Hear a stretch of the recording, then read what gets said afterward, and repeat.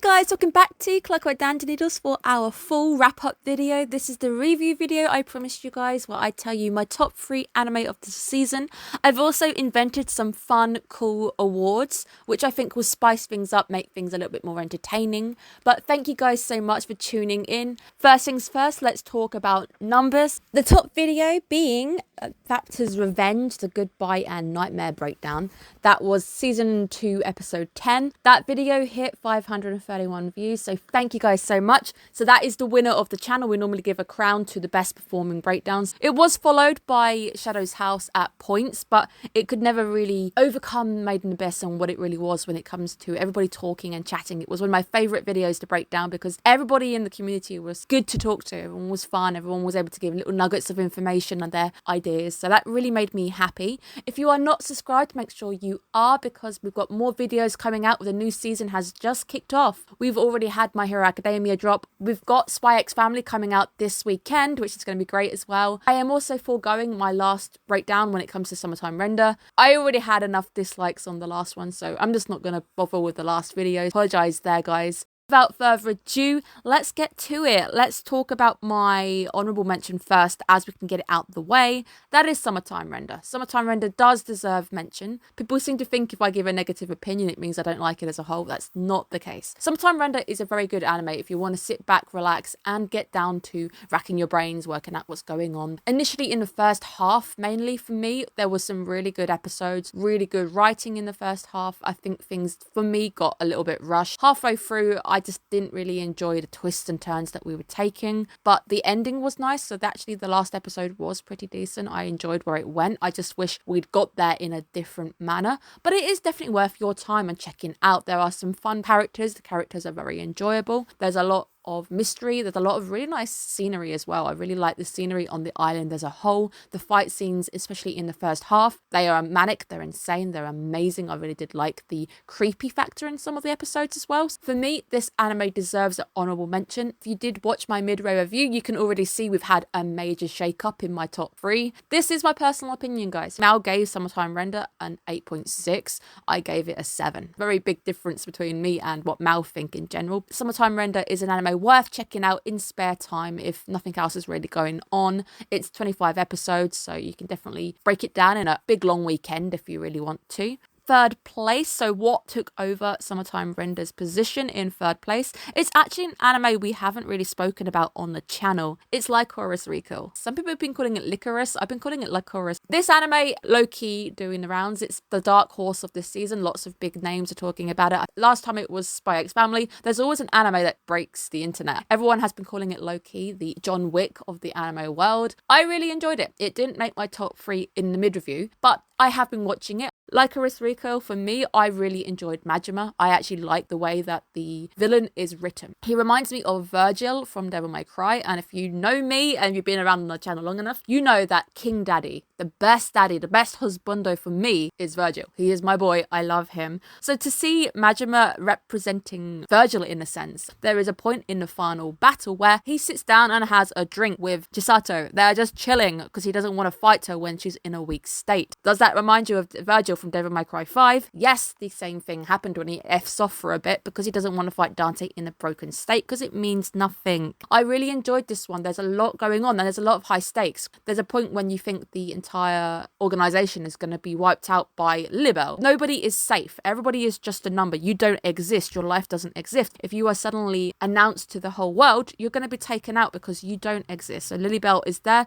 There's always this fear that something bad is going to happen, especially with certain characters. I'm trying not to give too many spoilers if you haven't been watching it. I enjoyed the characters completely. Nutmeg is hilarious. I love her. She's great. She reminds me of me. I like the way she is. I love the fact that she's short as well. Definitely like me. Chisato, of course, everybody's favourite of the season. She definitely deserves the crown because she's just a chill character. She doesn't want to fight. She wants to do things her way. She doesn't let anybody force her to do things at their whim. I may have been saved, but I will live life my way. This is how I want to roll. This anime is worth your time. I've given it 8. The internet is giving it like an 8.8 or something. So Mal and me, not too different. We're both in the same ballpark of an 8. This anime is worth it. The action sequences are fantastically edited. The characters are fun. The artwork is nice. The music is fun. The premise as well, pretty decent. It holds up. I really enjoy it. It is my third for this season. I know for many, this is the king of the season. At least it's on my top 3. I can feel happy that I've got some taste in anime at the most.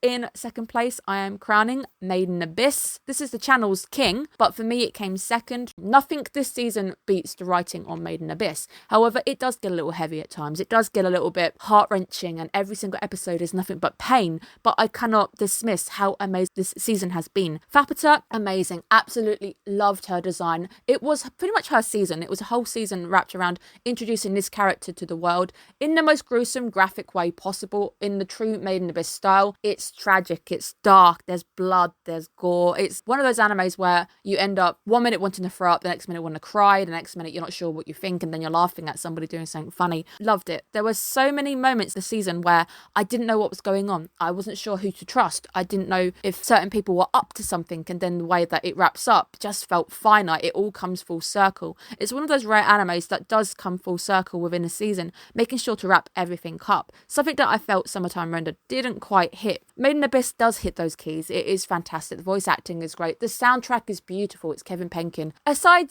my love for Hiroyuki Sawano, he is second. I love his soundtracks. I think he's very good at world building. So a lot of the story is told via his music. A lot of it is open-ended. If you ever wonder about the main song, I think it's called Tomorrow, that track, it ends open-ended because there is no end yet. We don't know where we're going. Made in Abyss thoroughly deserves second place on my list. Really enjoyed it. There won't be any Made in Abyss for a while because it takes ages to make, but it does make the waiting worth it. I cannot wait to see at some point in the future a movie or a season 3 from Made in Abyss. Really did enjoy it.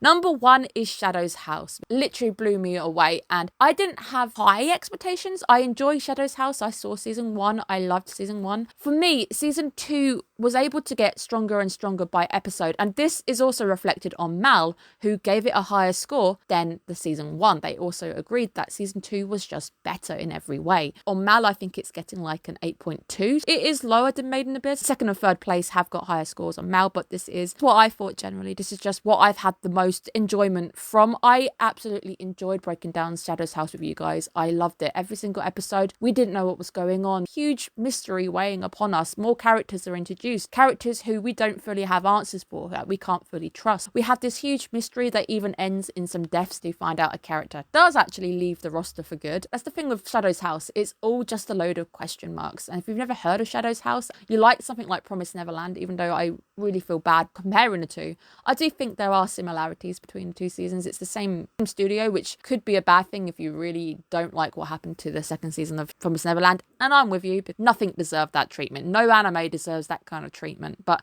Shadow's House is a fantastic anime. It's a mystery. You don't know a lot. Every single episode, you still don't really feel like you know a lot. Even right now at the end of season 2, I don't think I know anything. I don't really feel like I've understood a great deal more. The anime plot is very clever. It also makes you forget that there's a bigger world, which I found was fantastic. Shadow's House has a very oppressive feeling vibe to it. The atmosphere feels very locked in, very close, which is perfect. The characters are trapped. It's a mystery where we've got a infamous Shadows family who look identical to human counterparts. Naturally, there is so much more going on, and it's not the case. There's dark things afoot. I've been calling it the House of Murder. There's a few very gruesome sequences this season as well, which make you realize the gravity of this anime. It sounds good. The OPs and the EDs so far have all been very cleverly written to have subtext going on. The first season, the OPED, they were literally reversed. The characters appeared and then they went out in a reversed fashion. It really does fit in with the vibe of the anime. Season 2,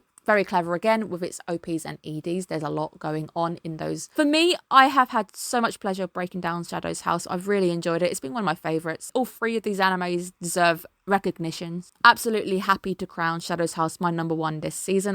Let's have some fun on the way out now because we are saying goodbye to a very strong season. But I did end up giving 4s, 5s and 6s, which is very rare for me. I also have a bad habit that once I start watching something, even if it's bad, I can't drop it. Where I watched Rent-A-Girlfriend and yeah, it scored a 4, but I can't stop watching it sometimes. Sometimes there's very few animes I've had to drop. I did drop a few this season. I think I dropped The Maid because it was just, the premise was so bad that I just couldn't really give it the 3 episode treatment. There has been some nice glimmers of gold this season, which has really made it worth it. We're going to do a Husbando award. For me, this is Anthony from Shadow's House. Beautiful. A few people were giving me bandages when we thought something bad had happened to Anthony. And thank you guys so much for consoling my heart. Painful, but Anthony is on the list. Low-key, Bruno, if you watched my midway review. Bruno, low-key, he's hot. I don't know what it is about Bruno. Parallel World Pharmacy. Another anime that actually shocked me pleasantly. Sure, we didn't end up crowning a isekai in the end, but it definitely got a lot of respects and mad props from me because I thought it was a very good anime to watch. To make it fair, we have a waifu award. My waifus, there's 2 of them. Number 1 is Chisato, obviously, from Lycoris Recall. It's everybody, it's the queen. I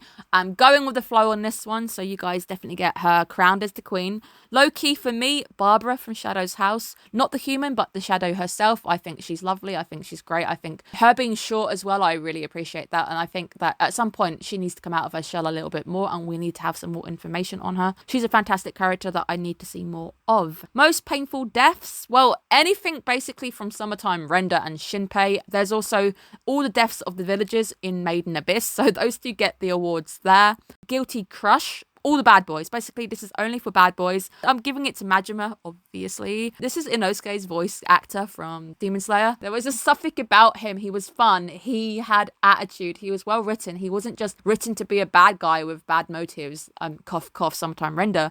Majima was fun. He had an attitude of his own. He had his own motivations. He had his own drawbacks. He was respectful enough to give Chisato a breather during their fight sequence. He's also still alive, which makes me happy because if we do get a second season, maybe we will, because it has been very popular. Maybe we'll see him coming back to cause more mayhem. Most hated character for me is probably Yoshi from Lycoris Recoil, and probably Kaido, because Kaido is an a-hole from One Piece. Mainly let's focus in on Yoshi this time, because Yoshi saves somebody to try and live vicariously through them, and he only sees our main character as a killing machine. You are good at dodging bullets and killing, therefore that is why I'm saving you. I don't see you as a human being, somebody who is looking up to me as a father figure, and she absolutely adores him. The way that he tries to make her break her own moral code at the end by getting her to shoot him, I hated that so much. And the fact that he sends out the woman to basically tamper with her heart, which aka is giving her a death sentence, but obviously that means that he's well written. Sometimes people think that if I say I hate a character that it's generally a bad thing. It just means that the anime is so well written that I hate them. They have made me hate this person, and that's the point. He's supposed to be unlikable because of how he treats her.